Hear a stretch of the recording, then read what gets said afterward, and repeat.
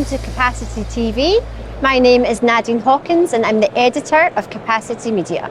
I'm joined at ITW 2024 by Michael Wheeler, Executive Vice President, Head of Global Internet Network at NTT DATA. Thank you for joining us, Michael. It's good to be here, Nadine. NTT DATA has just announced an enhanced DDoS mitigation solution for service providers as part of your DDoS protection service offering.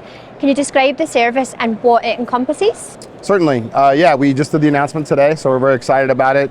Our DDoS or DPS platform for DDoS mitigation service we've had for a long time. There's kind of a variety of levels of that service for our average customer.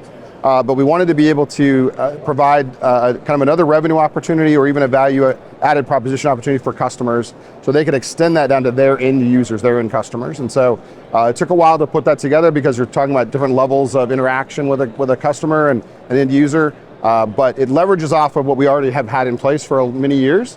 But it provides that opportunity for someone to white label our service to sell to their end customers, put whatever packaging and bundling around it they might want to put on it and create more revenue for them, as well as broaden kind of the service they can sell to customers. So it's something we've worked on for actually a couple of years and really excited about, and we're hoping that everyone comes and checks it out. Your global IP network division is now part of NTT DATA Inc., which was formed with the integration of NTT DATA and NTT Limited. What are the benefits you've seen as a result of this integration for your division and company in general? I think the benefits are a couple-fold. I mean, for us as a division, it creates an even bigger organization for us to work with from a go-to-market point of view in different parts of the world. And for customers of services, it really allows for all the global offerings that NTT has had historically that were in maybe different parts of the organization to fall under one umbrella, and the NTT Data umbrella and Data Inc., and allow us to really kind of have a cohesive go-to-market strategy and set of teams that are, not just partnered with other people internally, but are actually part of the same organization. So from a marketplace perspective, it's been also something that has been in process for about 4 or 5 years, but we're really at the final stages of that journey and really being able to pull the organizations together to be able to offer that to the marketplace. Talking specifically about your Tier 1 global network, 2 new points of presence were recently added in Denver and Phoenix. Can you talk about these expansions and why you selected those areas? Yeah, we launched Denver and Phoenix this last year in the network. There are 2 markets we'd looked at for a number of years. And for us, it's always about identifying the right level of opportunity for us to make the investment in infrastructure and deployment we do in the market. So we were able to kind of finally capture what we needed to see the business case be rational and kind of provide the return we expect.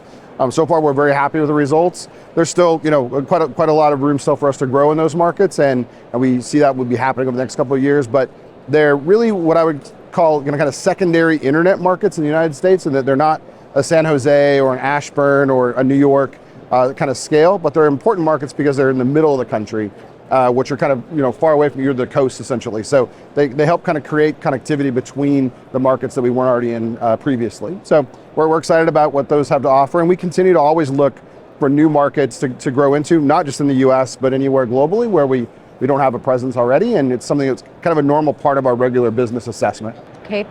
And of the number of trends taking place in the communications industry, AI is probably one of the largest that we've been talking about, especially here at ITW. As a global provider, how do you get your network ready to support AI-enabled applications and services? Yeah, so there's a couple of things I would point out. I think to get the network ready is a kind of a massive thing in the sense of the volume of traffic that could come along with the generative AI kind of killer application will be huge. That's not here today yet. Certainly doing the large language models and all of the processing that will associate to that are really in the early stages of being kind of put in place and deployed. There's not a killer app at this point yet, other than people asking questions to ChatGPT or whatever. But that'll be something that we'll see progress over time. But we're actually already using Gen AI in some of our own operational mechanics that we do to validate route configurations, different operational controls. We aren't using it to do those, but we're using it to compare to what we've done and see if what we've done if we're missed anything, or if there's some aspect of that configuration or of that operational decision that we could have done differently. So we're certainly not letting the machines control the machines, but we're wanting to leverage off that that machine and that intelligence capability to validate that we've made the best kind of configuration decision that we do. So we'll continue to explore that and play with that a bit. It's something that we think there's a lot of opportunity for, but we've got to prove it out and make sure that it provides the right result and the right benefit for us and the network. Yeah. Finally, we talked about network security earlier. You're a member of the Global Leaders Forum, which is amazing, and lead the Network Security Working Group. What is the purpose of the group, and what would you say their key achievements are so far? Yeah, so the GLF is obviously has a broad set of initiatives, and one of the ones a few years ago that I really wanted to champion was the Network Security Working Group. So we put that in place and established that, and initially it was really just ensuring that the network operators that are responsible for network security in the different members of the GLF had an opportunity and a platform to kind of talk and engage.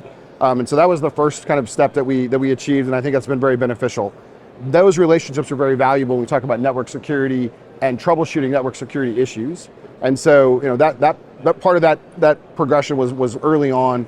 We've done a number of things regarding building tools and creating kind of platforms and interactions for those participants to engage with each other. And so that achievement's been ongoing and will continue to be something we enhance over time. But it's really ensuring that we have a good collaboration amongst the network operators.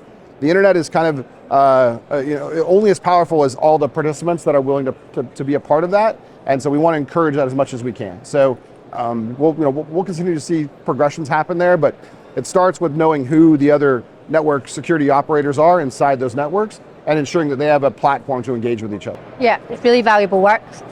Thank you so much for joining us at ITW 2024. It was great to catch up with you. It's good to see you.